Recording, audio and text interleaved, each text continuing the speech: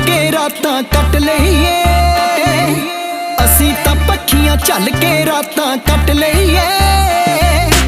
AC बाजों